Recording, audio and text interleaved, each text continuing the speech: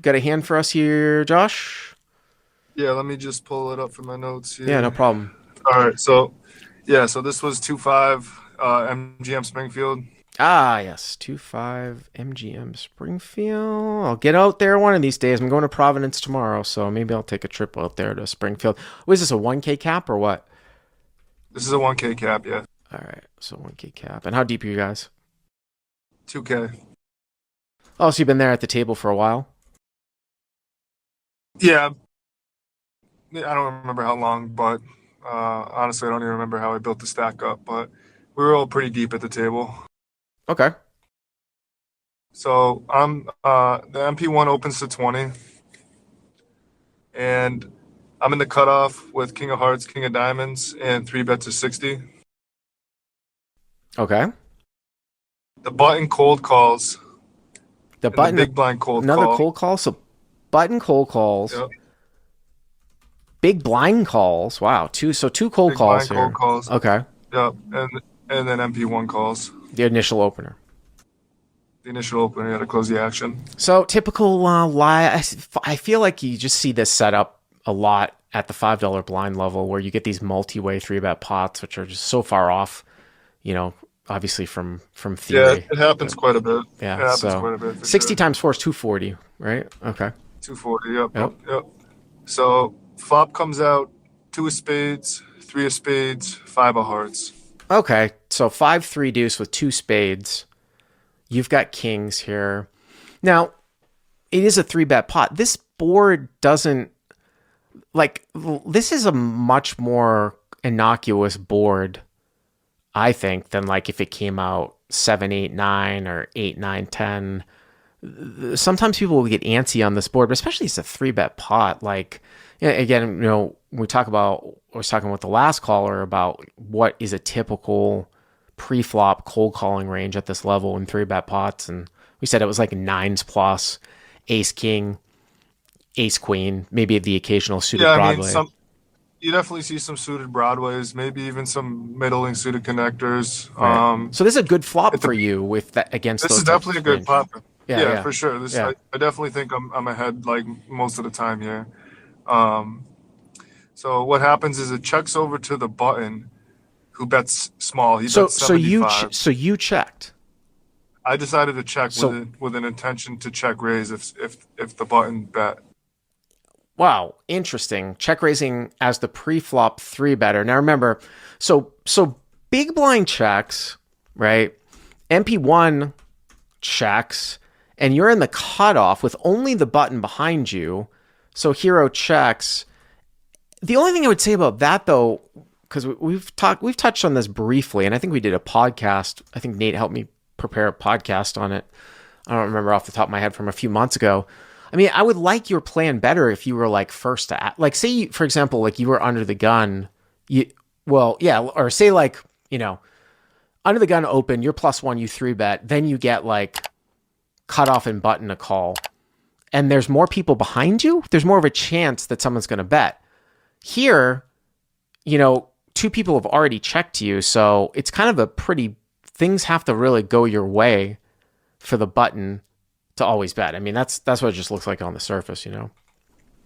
Yeah, for sure. And just some note on the button. He was a player who bet a lot when checked to, so I took that into consideration. You know, based on player dependency and his tendencies, I just think that when I saw him playing, when he was in position and he was checked to, he was betting a lot with bluffs and value. So By the way, before you go on, I meant to, some people are saying the live chat pretty good. At this stacked up too, I washed right over it. Your preflop sizing here is a little bit small for the three bet, and just kind of shows you getting all these cold calls. Like, I would probably not go straight 3x here. I mean, you're really deep. I probably would have made it 75 or 80. I didn't want to just wash over that, but you get here yeah, that's a like good this. point. You get here like this. It goes check, check, you check, and then trying to check raise the button. And then the other issue that I have sometimes with the fact that maybe it will just get checked through is that, if button bets and then somebody else calls, and now all of a sudden you check raise, and then you get somebody to fold out like nines or tens, it's a fucking disaster. That's why I would usually just take this one and just bet with it. But okay, so you check over to the button. Yeah. So he bet 75. So button is bet 75. Okay. The big blind folds and MP1 calls. This is exactly what I'm talking about here, Josh, right? Like, I mean, I know you probably could have some bluffs here as well. Like, if you wanted to get fancy with Ace it, like ace ace king with X of the ace spades. or ace king with the ace of spades, something like that. Ace king with the ace. And the reason why, because I've talked about this, I know I've talked about this before here too. I've talked about this. Sometimes when you have ace king in situations in multi-bet pots, let's say, somebody, you open, somebody 3-bet and you called, or even if it was a 4-bet pot, when you get a wheel board with ace king, like deuce 3-5, you have a lot of equity against other high pairs here because of the gut shot and the 2-over card. Like, if someone has Yeah, queens yeah, of on deuce course. 3-5 and you have ace king, you've got like almost 40% equity. So sometimes, like with a 1 SPR in a multi bet scenario, you can sometimes check raise all in with ace king on a wheeled board when you don't have the lead. So it's not out of the realm of possibility that you could actually check raise here with ace king. I just don't see it all that much. And my concern here now, when button bets, MP1 calls, is when you check raise, you driving out like those hands that you wanted the value from, So Yeah, I think it's probably an unbalanced check raise spot just because of the point you just made there. Unless I'm turning, like you said, like a ace king with the king of spades or the ace of spades into a bluff here. Um, but then again, like even if we do get those some of those middle pairs to fold, there's with two callers, there's going to be so many draws here that they're going to have. There's so many flush draws and even someone maybe with 4x here too.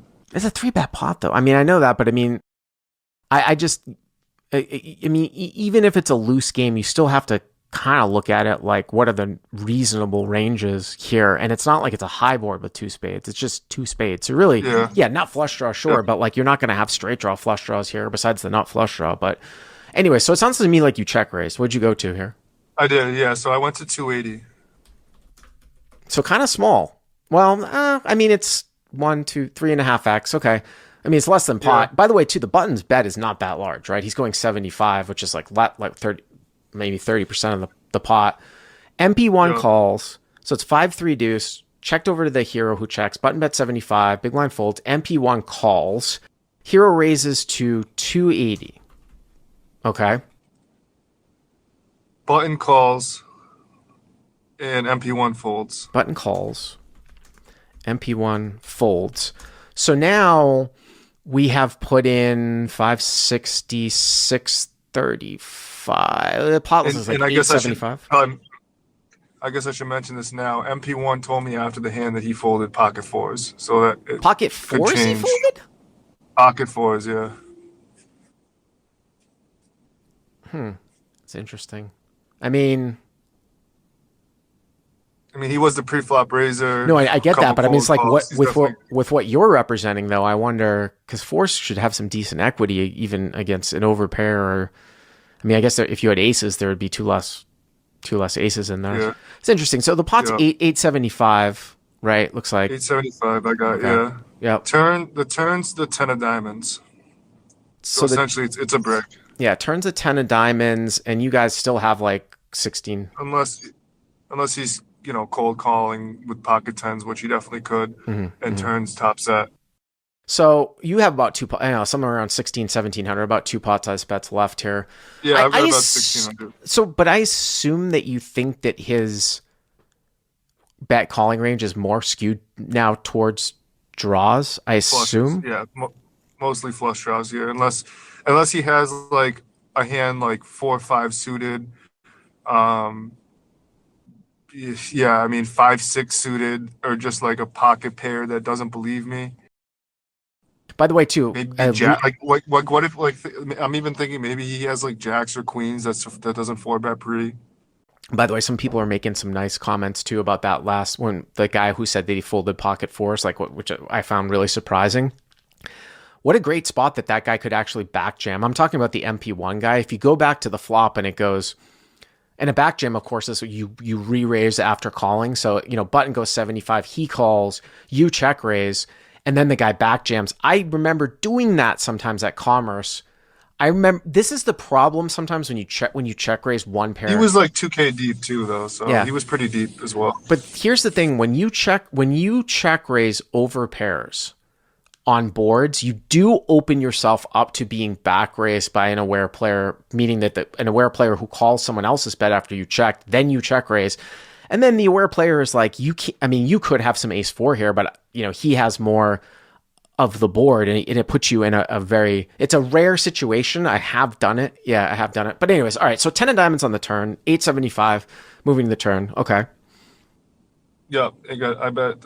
So yeah, there's 875 going to the turn. I size up here with intentions of getting it in on brick rivers. So I size up to 575. 575 off of 1700. Okay. Yeah, into 875. Uh-huh.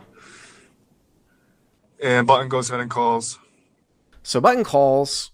So you've now put in another 1150, and it looks like the pot's like 2025. And it's about 2K in the pot. Yeah. About 1K behind, half pot size behind. All right, so which was my plan to just get it in on pretty much any river besides the spade. Well, let me ask you this question too, and I'm never really a big fan of, like I said, check calling rivers that much if you've been with me for a long time. But I will say, though, once the pot gets really, really large, the question that I have here is that, let's say the river is just a total brick, like an offsuit 8.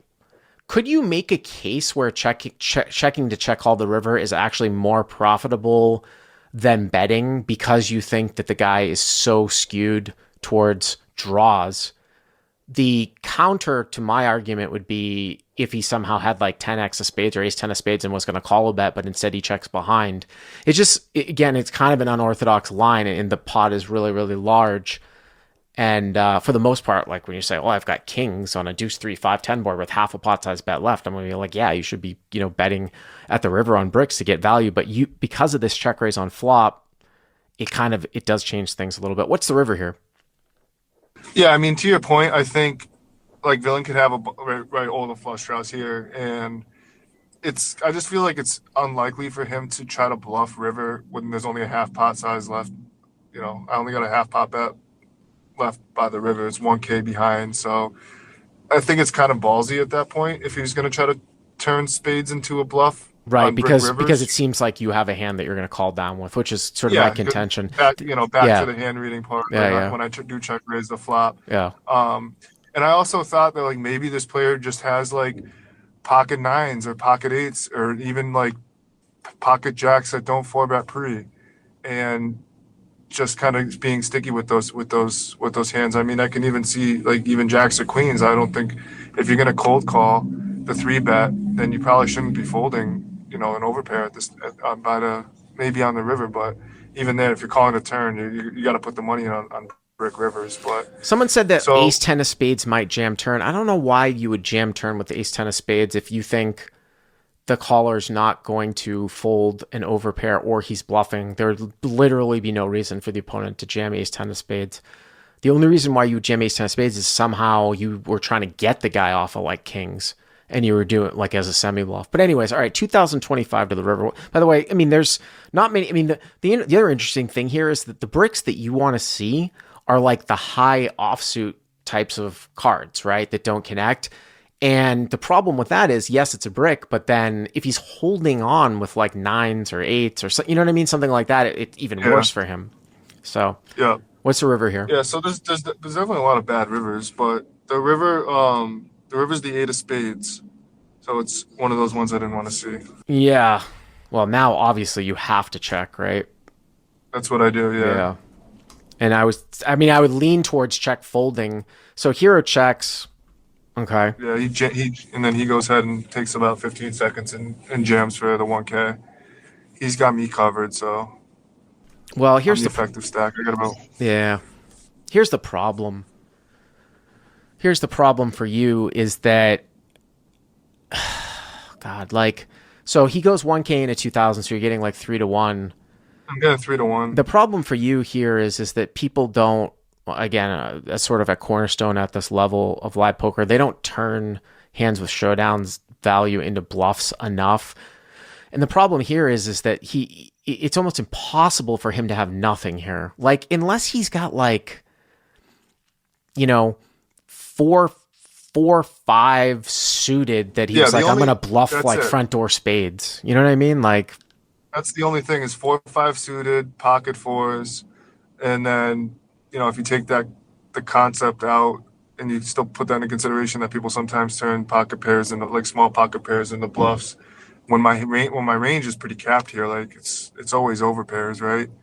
Or nut flush well, draws that got there on the it's river. kind of weird because if you have like a nut flush draw that you played this way, like the problem is like, do you really ever check the river? I would hate to like, because now when you have the nut flush draw, it's like your opponent is more like sort of lean towards Checks back not with having, showdown. yeah, not having it. Yeah, So and that happens way too often in these games is when you get there on the river and you try to trap and you check out a position and like 90% of the time people just check back with showdown value right, with hands that should be going for some value on the river. It's just you gotta bet those spots. But yeah, um, I think I would just fold. To be honest with you, I just like I said for those reasons.